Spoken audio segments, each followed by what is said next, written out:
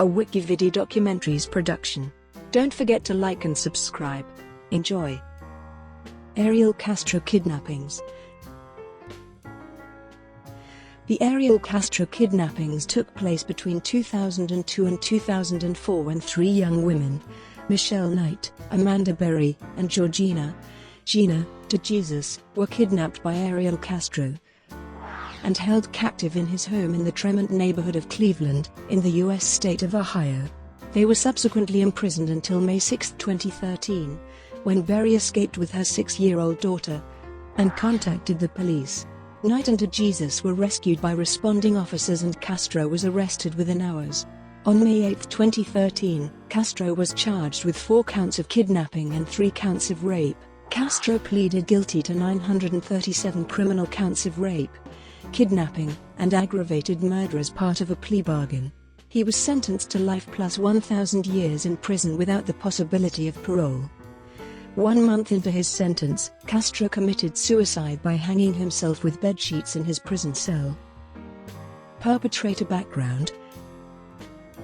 ARIEL Castro was born on July 11, 1960, in Yauco, Puerto Rico, to Pedro Castro and Lilian Rodriguez. When he was a child, his parents divorced. Shortly after the divorce, Castro moved to the mainland with his mother and 3 siblings. The family first settled in Reading, Pennsylvania, and later moved to Cleveland, Ohio, where Castro's father and several other extended family members were living. Castro had 9 siblings. According to Castro's uncle, his family knew the DeJesus family and had lived in the same West Cleveland neighborhood. Castro was a 1979 graduate of Cleveland's Lincoln West High School. Castro met his future girlfriend, Gramilda Figueroa, when his family moved into a house across the street from hers in the 1980s. They lived with both sets of parents, but moved into their own home at 2207 Seymour Avenue in 1992. Their home was a 2-story, 1,400 ft2, 4-bedroom, 1-bathroom house with a 760 ft2 unfinished basement built in 1890 and remodeled in 1956. According to Figueroa's sister, Elida Caraballo, when the couple moved into their new home, all hell started breaking loose. Caraballo and her husband Frank claim Castro beat Figueroa, breaking her nose, ribs, and arms. He also threw her down a flight of stairs, cracking her skull. In 1993, Castro was arrested for domestic violence, but was not indicted by a grand jury. Figueroa moved out of the home in 1996 and secured custody of her 4 children. Police assisted in the move and detained Castro, but did not pursue charges. Castro continued to threaten and attack Figueroa after she left him, according to Caraballo. A 2005 filing by Figueroa in Cuyahoga County Domestic Relations Court accused Castro of inflicting multiple severe injuries on her and of frequently abducting her daughters. A temporary restraining order against Castro was granted, but was dismissed a few months later. Figueroa died in 2012 due to complications from a brain tumor. Before his arrest at the age of 52, Castro worked as a bus driver for the Cleveland Metropolitan School District until he was fired for bad judgment, including making an illegal U-turn with children on his bus, using his bus to go grocery shopping, leaving a child on the bus while he went for lunch, and leaving the bus unattended while he took a nap at home. He was earning $18.91 per hour when he was discharged. At the time of his arrest, Castro's home was in foreclosure due to 3 years of unpaid real estate taxes. Kidnappings. All of Castro's victims were kidnapped after accepting a ride from Castro. He drove each to his home, lured them inside, took them to the basement, and restrained them. The house at 2207 Seymour Avenue, where they were held, was located in Cleveland's residential Tremont neighborhood, where they had all disappeared. It has since been demolished. Michelle Knight. Michelle Knight disappeared on August 23, 2002, after leaving a cousin's house. She was 21 years old at the time. On the day of her disappearance, she was scheduled to appear in court for a child custody case involving her son, who was in the custody of the state. Following Knight's rescue, police acknowledged that limited resources had been spent on investigating her disappearance, in part because she was an adult. Knight was believed to have run away voluntarily due to anger over losing custody of her son. According to Cleveland Deputy Police Chief Ed Tomba, she was the focus of very few tips. Her removal from the National Crime Information Center database 15 months after she disappeared has been criticized. Cleveland police and the FBI maintain that her inclusion or exclusion had no bearing on her rescue. Amanda Berry. Amanda Marie Berry disappeared on April 21, 2003, the day before her 17th birthday. She was last heard from when she called her sister to tell her that she was getting a ride home from her job at a Burger King at West 110th Street and Lorraine Avenue. The FBI initially considered Berry a runaway until a week after her disappearance, when an unidentified male used her cell phone to call her mother, saying, "I have Amanda. She's fine and will be coming home in a couple of days." Berry was featured in a 2004 segment of Fox's America's Most Wanted, which linked her to Gina DeJesus, who by that point had also gone missing in Cleveland. Berry and DeJesus were profiled on The Oprah Winfrey Show and The Montel Williams Show, where in 2004 self-proclaimed psychic Sylvia Brown told Berry's mother, Lawana Miller, that her daughter was dead, and that she was in water. This pronouncement devastated her mother, causing her to take down pictures and give away Berry's computer. However, Miller continued to search for Berry until her death from heart failure in 2006. After Berry was found alive in 2013, Brown received criticism for the false declaration that Berry was dead. In July 2012, Robert Wolford, a prison inmate who previously lived in Tremont, claimed to have information about the location of Berry's body and led police to an empty lot on Cleveland's west side, where a fruitless search was conducted. Wolford was sentenced in January 2013 to 4.5 years in prison for obstruction of justice, making a false report, and making a false alarm. On December 25, 2006, Berry gave birth to a daughter at 2207 Seymour Avenue. DNA evidence has confirmed that Castro was the biological father of the child. Gina DeJesus. Georgina, Gina, Lynn DeJesus went missing at age 14. She was last seen at a payphone at about 3 p.m. on April 2, 2004, on the way home from her middle school at West 105th Street and Lorraine Avenue. DeJesus and her friend, Castro's daughter Arlene, had called Figueroa for permission to have a sleepover at DeJesus' house, but Figueroa replied they could not and the two girls parted ways. Arlene was the last person to see DeJesus before her disappearance. DeJesus was taken under the impression that she was being dropped off, and trusted Castro, because she was friends with his teenage daughter. Because no one witnessed DeJesus' abduction, an Amber Alert was not issued, which angered DeJesus' father. He said in 2006, "The Amber Alert should work for any missing child. Whether it's an abduction or a runaway, a child needs to be found. We need to change this law." A year after DeJesus' disappearance, the FBI released a composite sketch and description of a male suspect, described as Latino, 25 to 35 years of age, 5 feet, 165 with green eyes, a goatee and possibly a pencil-thin beard. According to court records, Castro was 5 feet, 179 pounds. He had brown eyes and a goatee. DeJesus was featured in the aforementioned America's Most Wanted segment, which linked her to Berry.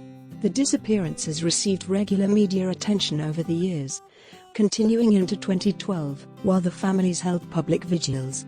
Castro attended at least 2 of these vigils, reportedly participated in a search party, and tried to get close to the DeJesus family.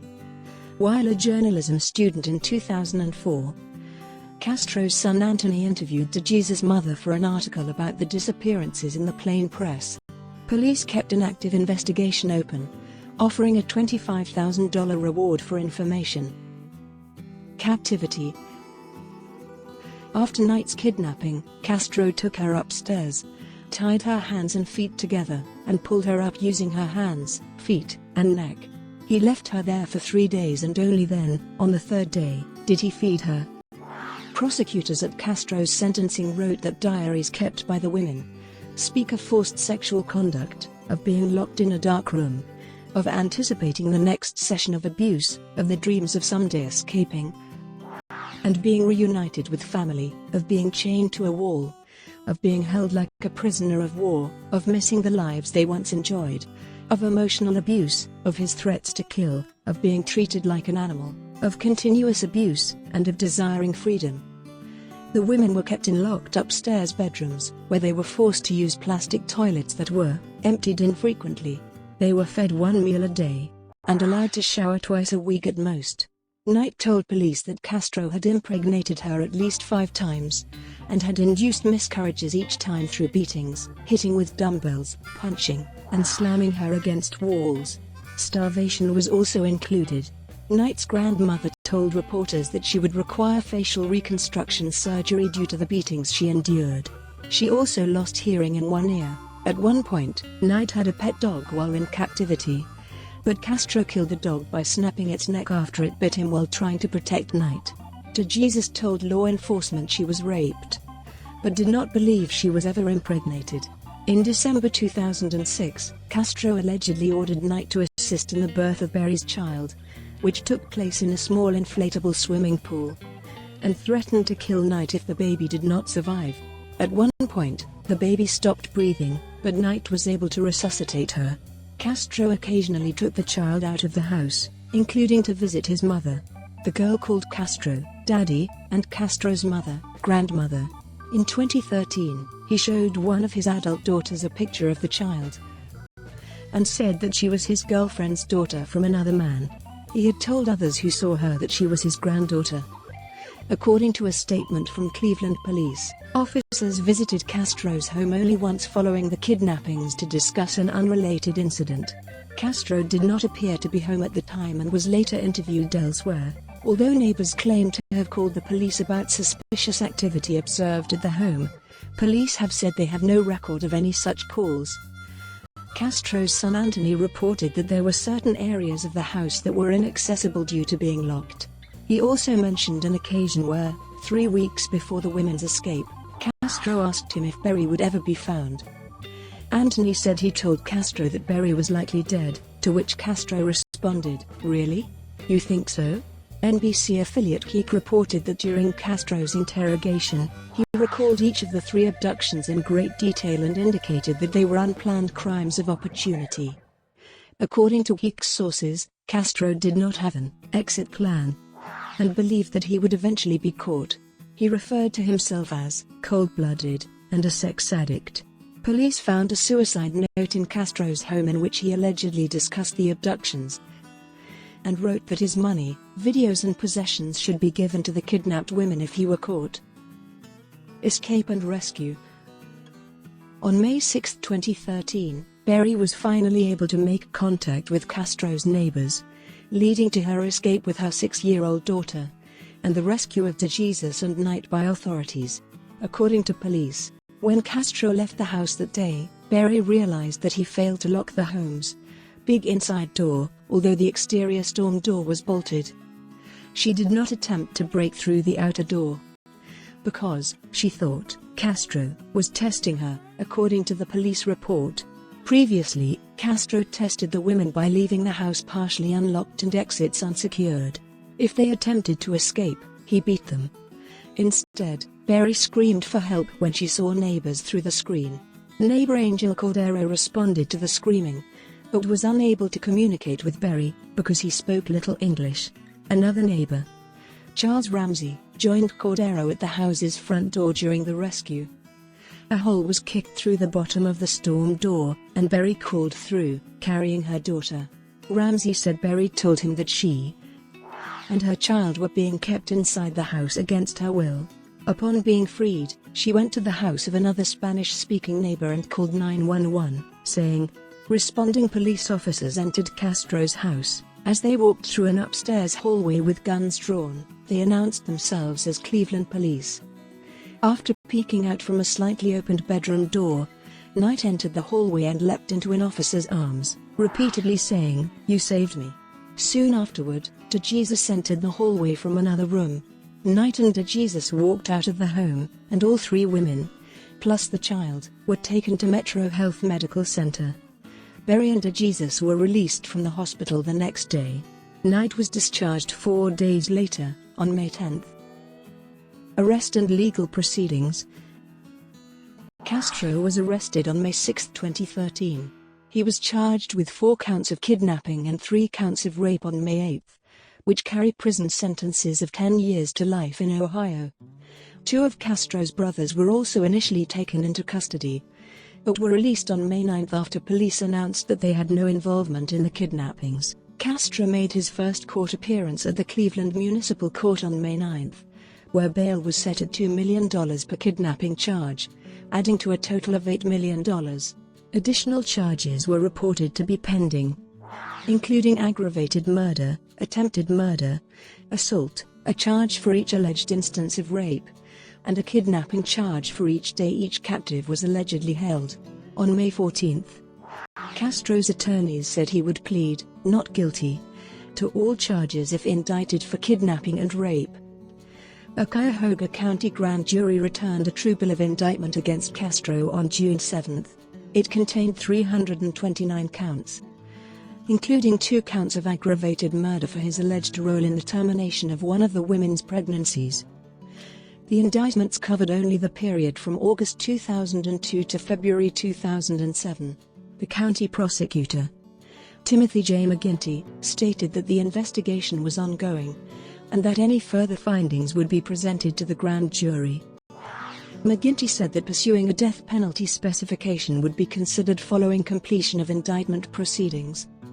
After entering a not guilty plea for Castro on June 12, one of his attorneys, Craig Weintraub, said that although some of the charges against Castro were indisputable, it is our hope that we can continue to work toward a resolution to avoid having an unnecessary trial about aggravated murder and the death penalty. He noted, "We are very sensitive to the emotional strain and impact that a trial would have on the women, their families and this community." Castro was found competent to stand trial on July 3. On July 12, a Cuyahoga County grand jury returned a true bill of indictment for the remainder of the period after February 2007. It brought the total to 977 counts, 512 counts of kidnapping, 446 of rape, 7 of gross sexual imposition, 6 of felonious assault, 3 of child endangerment, 2 of aggravated murder, and 1 of possession of criminal tools.